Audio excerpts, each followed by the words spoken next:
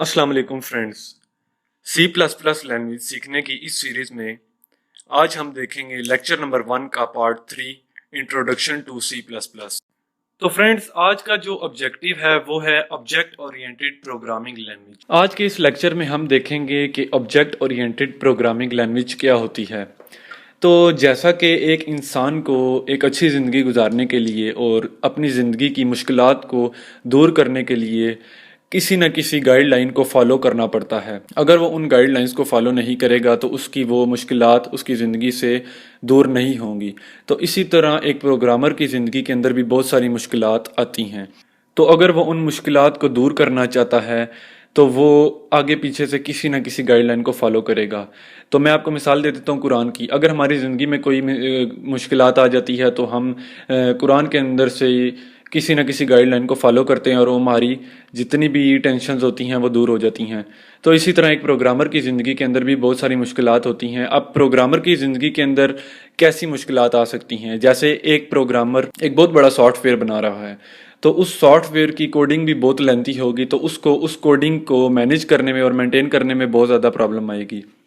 दूसरी बात यह कि अब इतना बड़ा प्रोग्राम या इतना बड़ा प्रोजेक्ट एक बंदा तो बना नहीं सकता, तो इसी तरह उसको भी टीम चाहिए होगी। तो उस टीम को भी मैनेज करने में और मेंटेन करने में उसको प्रॉब्लम आ सकती है। उसके अलावा अगर वो इतना बड़ा प्रोजेक्ट बना रहा है तो उस प्रोजेक्ट के अंदर या उस प्रोग्राम के अंदर एरर्स भी बहुत सारे हो सकते हैं। तो वो अकेला बैठ के उन सब एरर्स को रिमूव तो कर नहीं सकता। तो इसी तरह उसको एरर्स फाइंड करने में और एरर को रिजॉल्व करने में भी प्रॉब्लम आ सकती है। कॉस्ट एस्टिमेशन की भी प्रॉब्लम आ सकती है और टाइम प्रिडिक्शन की भी। जैसा कि आप एक कस्टमर को टाइम देते हैं कि मैं आपको 1 साल के अंदर अंदर ये सॉफ्टवेयर बना के दूंगा और टाइम ऊपर हो जाता है, तो इसमें भी आपको प्रॉब्लम आ सकती है। अब रिसर्चर्स ने इन तमाम प्रॉब्लम्स को हल करने के लिए एक गाइडलाइन तैयार की, जिस गाइडलाइन को हम कहते हैं ऑब्जेक्ट ओरिएंटेड प्रोग्रामिंग। ये एक ऐसी गाइडलाइन है जो सी प्लस प्लस फॉलो कर सकती है। जैसा कि मैंने आपको पिछले लेक्चर्स में बताया था कि ऑब्जेक्ट ओरिएंटेड प्रोग्रामिंग का कॉन्सेप्ट सिर्फ और सिर्फ सी प्लस प्लस के अंदर है।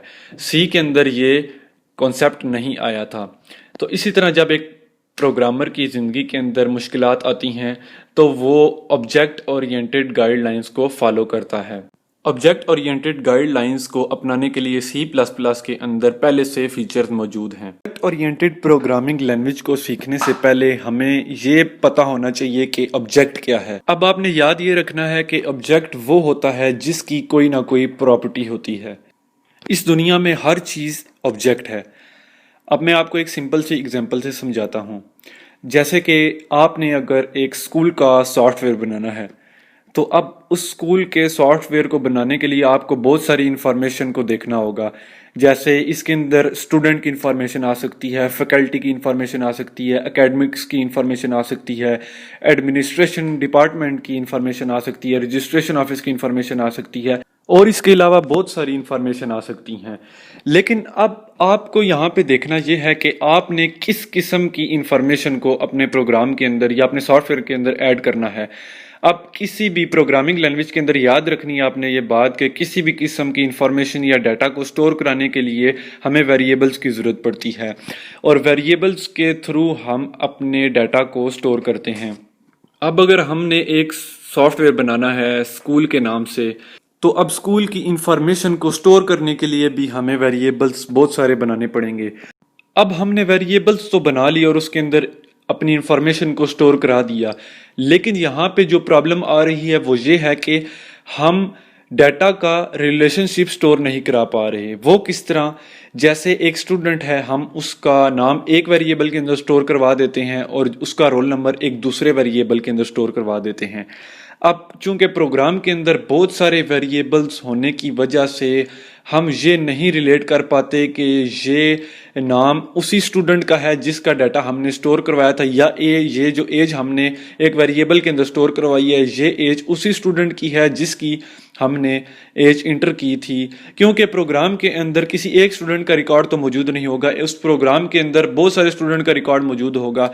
तो जिसकी वजह से हम ये रिलेट नहीं कर पाते कि ये नाम और जो एज हमने इंटर करवाई है क्या ये उसी स्टूडेंट की है। इससे पहले सी लैंग्वेज के अंदर हमने एक कॉन्सेप्ट पढ़ा था जिसका नाम है स्ट्रक्चर, और ये कॉन्सेप्ट हमें ये बताता है कि आप दो या दो से ज़्यादा वेरिएबल्स की आपस में ग्रुपिंग कर सकते हैं जिसके थ्रू वो आपस के अंदर इंटैक्ट रहते हैं। तो इसी तरह का ही कॉन्सेप्ट एक C++ लैंग्वेज के अंदर भी है जिसको हम क्लास के नाम से जानते हैं। फ्रेंड्स, क्लासेस के अंदर हम वेरिएबल्स की ग्रुपिंग करना सीखेंगे कि हम वेरिएबल्स की ग्रुपिंग कैसे कर सकते हैं। ग्रुपिंग तो फ्रेंड्स हम सी लैंग्वेज के अंदर भी करते थे, लेकिन C++ के अंदर क्या एक नई चीज़ आई है वो ये है कि हम वेरिएबल्स के साथ साथ कुछ फंक्शंस भी बनाएंगे, और वो फंक्शंस क्या करेंगे, वो फंक्शंस उसी क्लास के वेरिएबल्स को यूज करके कोई भी किसी भी किस्म का ऑपरेशन परफॉर्म करेंगे। ये फंक्शंस भी उसी चीज से रिलेटेड होते हैं जिस चीज से वेरिएबल्स रिलेटेड होते हैं, जैसे स्टूडेंट। अब स्टूडेंट के जितने भी वेरिएबल्स हैं वो एक स्टूडेंट की इंफॉर्मेशन को स्टोर करेंगे, तो इसका यही मतलब हुआ कि स्टूडेंट और उन वेरिएबल्स का आपस में कोई ना कोई रिलेशनशिप है। इसी तरह उस स्टूडेंट्स के जो फंक्शन होंगे वो फंक्शंस भी उन्हीं वेरिएबल्स को स्टोर करेंगे या उन्हीं वेरिएबल्स को यूज कर सकते हैं जो उस स्टूडेंट की इंफॉर्मेशन को स्टोर करते हैं। क्यों ना हम इन्हीं तमाम वेरिएबल्स और फंक्शंस को जो कि एक स्टूडेंट के रिकॉर्ड को मेंटेन करते हैं, हम उसको ग्रुप करके एक क्लास के अंदर स्टोर कर दें। तो इसी कॉन्सेप्ट को हम कहते हैं कि object oriented programming. Object oriented programming basically हमें क्लासेस और ऑब्जेक्ट का ही कॉन्सेप्ट बताती हैं। ऑब्जेक्ट एक ऐसी एंटिटी है जो इंफॉर्मेशन भी स्टोर करती है और उस इंफॉर्मेशन पे परफॉर्म होने वाले ऑपरेशंस को या फंक्शंस को भी स्टोर करती है। लेकिन सी लैंग्वेज के अंदर जो कॉन्सेप्ट मैंने आपको बताया है स्ट्रक्चर्स का, उसके अंदर सिर्फ और सिर्फ हम वेरिएबल्स की ग्रुपिंग कर सकते थे, हम उसके अंदर फंक्शंस की ग्रुपिंग नहीं करते थे। ऑब्जेक्ट ओरिएंटेड प्रोग्रामिंग के अंदर हम वेरिएबल्स और फंक्शंस दोनों की ग्रुपिंग कर सकते हैं। अब ऑब्जेक्ट क्या होता है? An entity in the system that can be defined as a set of properties and set of operations performed using entity's property set is known as object।